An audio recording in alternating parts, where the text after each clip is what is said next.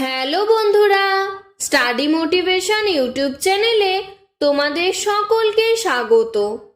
আজকের আলোচনার বিষয় হলো বাংলা রচনা মাদার টেরেসা। ভূমিকা: অনাথ, আতুর, গরিব, অসহায়, সমাজে অবহেলিত, উপেক্ষিত সকল মানুষকে যিনি কোলে টেনে নিয়েছিলেন তিনি আমাদের মা মাদার টেরেসা।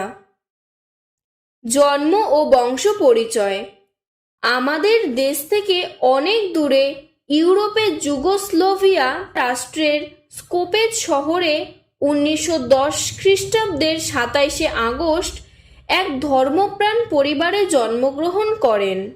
ছেলেবেলাতেই তার পিতা মারা যান। ছেলেবেলায় তার নাম ছিল অ্যাগনেস। শিক্ষা ও সন্ন্যাস জীবন: বিধবা মা অতি কষ্টে তাকে লেখাপড়া শিখিয়ে বড় করে তোলেন। পড়াশোনা শেষে তিনি জেসুইটদের কাজে আর্ত, আতুর ও অসহায় মানুষদের সেবার জন্য সন্ন্যাসব্রতে দীক্ষা নেন। তখন জেসুইটরা তার নাম বদলে দিলেন টেরেসা। কলকাতায় আগমন ও কর্মজীবন: 1931 খ্রিস্টাব্দে 24শে মে তিনি আমাদের দেশে আসেন। দার্জিলিং লরেটো কনভেন্ট স্কুলে ভূগোলের শিক্ষিকা নিযুক্ত হন।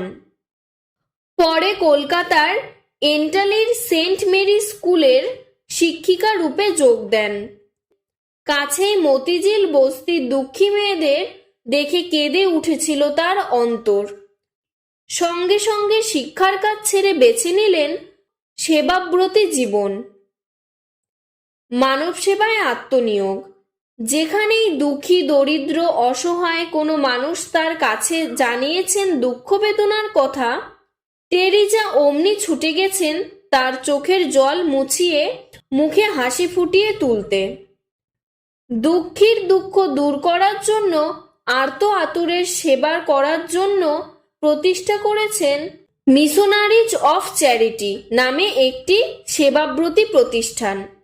কালীঘাটে প্রতিষ্ঠা করেছেন নির্মল হৃদয়।